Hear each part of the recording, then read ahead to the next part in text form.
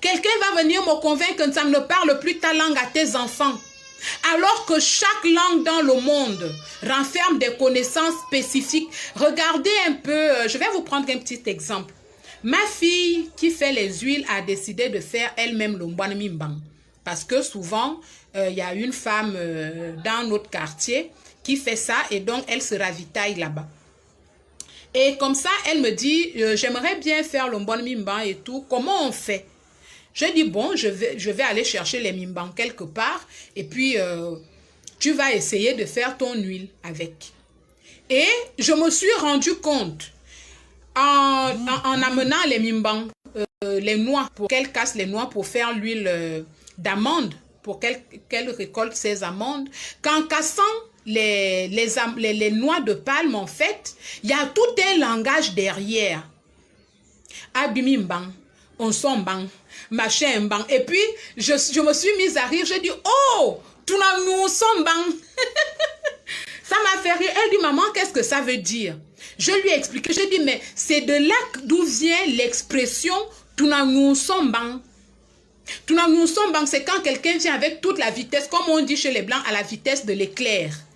Mais chez les Kangs, on dit Tunangu Sombang. Et je me dis, mais mince, même en cassant les noix de palme, il y a un langage derrière. Alors, si on n'apprend pas ces choses-là aux enfants, si on ne conserve pas cette langue, toute la connaissance qui est liée, toute la philosophie et qui est cachée ne sera plus jamais retrouvée quelque part, elle va disparaître. Or, qu'est-ce que nous apportons au monde, nous les Ekans? Je vais à la mondialisation, je vais rencontrer autrui, je vais rencontrer le chinois, je vais rencontrer le chilien, je vais rencontrer le sud-africain, je vais rencontrer comment on appelle, l'ougandais, je vais rencontrer le bruxellois ou je sais pas qui. Qu'est-ce que je lui apporte? Est-ce que c'est le hamburger que je lui apporte? Je vais lui dire que dans l'hamburger, tu mets ceci, tu mets cela, mais il le sait. Qu'est-ce qui fait de moi un être différent des autres? Oui, je parle français devant vous, mais ils sont combien à parler français? Est-ce que ça fait de moi une Française? Qu'est-ce que je vais apporter aux Français de plus qui me différencie de lui? Où est-ce que je puise cette chose? Où est le fondement de la chose que je vais chercher qui me différencie, que je propose au monde et qui fait ma carte d'identité? Je le puise dans ma culture. Je le puise dans les enseignements que mes parents m'ont donnés. Et c'est ça que je dois transmettre.